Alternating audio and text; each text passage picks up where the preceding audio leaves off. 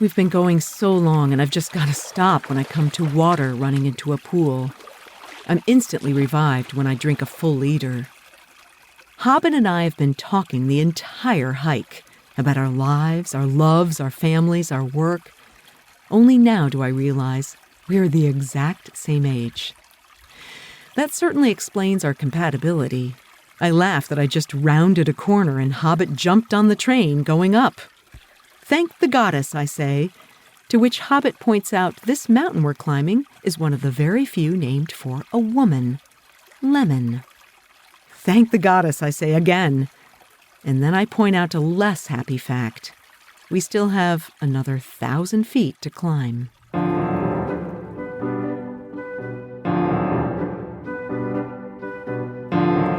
You're listening to the Blissful Hiker podcast. I'm Allison Young, the Blissful Hiker, sometime professional flutist, sometime voice artist, and full-time pedestrian. My goal in sharing stories of walking long-distance trails as a solo, female, middle-aged, titanium-reinforced hiker is to empower you to learn to hike your own hike, too. The moon is bright on me in my lair of soft, gravelly sand. The wind blows on my head, but it's never cold. I'm actually sweating, and so glad I asked Richard to send my lighter quilt to Oracle. I pack up in the dim light and eat breakfast as two guys pass on the switchbacks. They don't even notice me tucked in here. I leave soon after them, the rocks like drip castles ahead, turning pink in the morning light. The trail is easy on long switchbacks, the water crashing in the canyon going in and out of earshot as I turn. The men who passed me give me a kind of courage. I'm not all alone on the Arizona Trail. It's being hiked by people right now.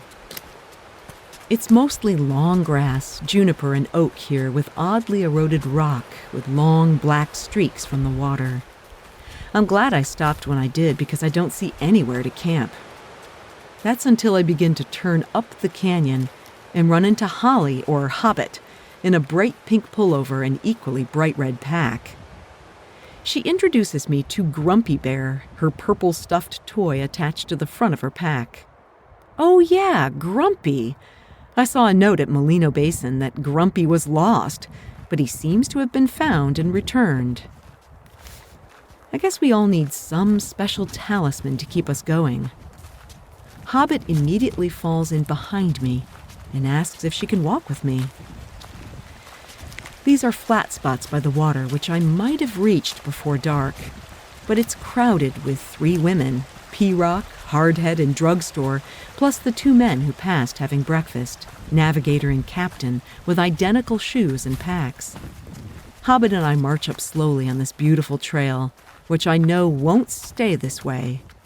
My map app called Far Out is filled with comments about treacherous trail to come, hard to find and filled with scrambling. There are also comments about it being hard, but to ignore the fear-mongering. I figure if people have done it with backpacks, it's doable, and to just allow time for it. Hobbit tells me an Arizona trail worker told her Miller's the highest peak, 9,100 feet. Okay, done. Micah's the longest continuous climb, a burning 5,400 feet non-stop up. Yep, did it, check. But Lemmon, the one we're on, is the steepest. Oh dear. Hobbit talks nearly non-stop, and it's a delightful change. She stays right behind me as I plod along. She's been section hiking for a decade and saved this hardest part for nearly the end, doing all of it from the border like me and finishing tomorrow. We climb up and up, never meeting those lumpy rocks I had in my sights, but rather taking a sharp right and almost a U-turn towards the trail junction when things get hard. I stop in the shade before we arrive and down an entire electrolyte-laced leader. Then we push onto very steep rock. It's a little under 2 miles to a ridge, but we move slowly on a weather-worn rock, clingy to my shoes. I don't need to use my hands yet, so it's less scrambling and more large steps and looking for cairns. It's beautiful here, and we can see all the way back to our first sky island, plus into the deep canyon we just walked out of. A young man passes us like we're standing still, but we're having so much fun in this jungle gym of exposed rock and airy views, we don't care. We take a short pause in the shade, and Hobbit lights up a smoke. I'm surprised she has the breath capacity to get up this, but she only smokes a small portion of a cigarette. I share some beef jerky and realize we underestimated the amount of water we'd need. It's bone dry here, though there are running streams over the ridge, so we continue up. You have to understand this is very hard work, every step calculated and different from the last. But it's astoundingly beautiful, too, as we catch glimpses of the desert beyond so far away. Hobbit tells me our climb takes us through as many biomes as from here to Canada. Soon we come to giant ponderosa pine and know we're getting closer. When we crest, it's like entering a whole new world. We're in a bowl filled with these whimsically shaped stones. Some look like ice cream cones, others Easter Islanders. One stone is balancing on a piece below, and still others are an army of statues. At first, the trail is easier, and I'm so ready to return to those gloriously easy switchbacks. But that's not how it goes in this alpine environment of azure sky, snow patches atop pine needles, and the smell and feel of the Sierra. Now we climb steeply up and down on the grippy rock, winding around our hoodoo forest, in and out of one perfect specimen after another.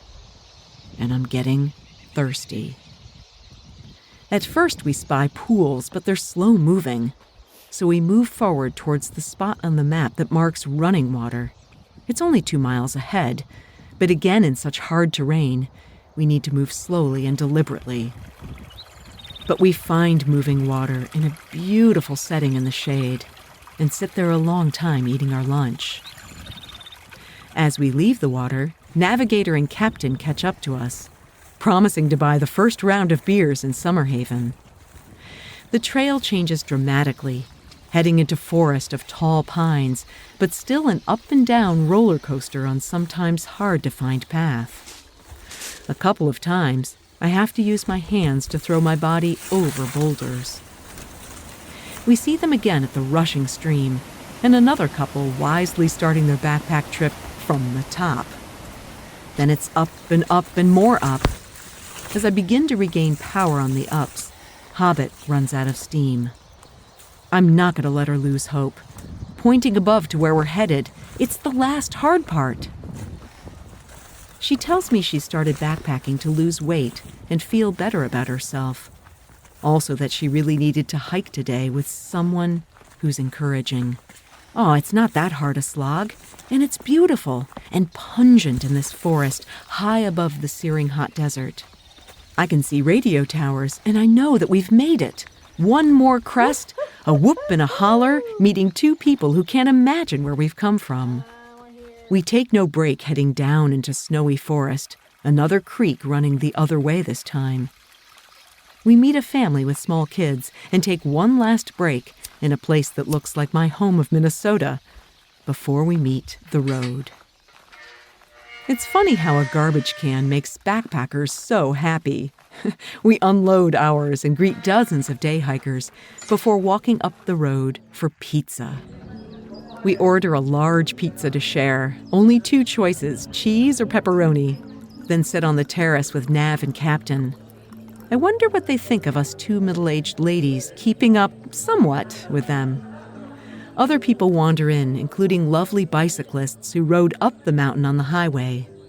Many are curious about what we're doing, but it's hard to understand unless you do it yourself. Most laugh at how we take 2 pieces of pizza and make a sandwich, dispatching the entire greasy mess in seconds. But we don't want to camp here. We gotta move on, and it's a bit of an ordeal to fill our water bottles. The Department of Health won't allow the restaurant to fill them from their faucet, so they pass us cups of water to fill ourselves. We don't take chances of running out of water on the exposed Oracle Ridge, where we'll camp tonight, free of vegetation after recent fires. But with 4 leaders, I can barely lift my pack. As we get ready to leave, Arthur arrives. I'm so happy to see him, but he appears disturbed that I'm here. Oh dear. Something that happens a lot if it's all about miles and all about speed. He barely talks to me, but perhaps that will change in time. I coax a couple to drive us the mile up the road. They're not entirely excited to do it, at least the man isn't, but it saves us time, and the sun is beginning to set. It's mostly downhill, some on dirt road and some on trail, a kind of jutting peninsula into the desert. We see a horny toad right away, and I feel like it's such a cap to an extraordinary day.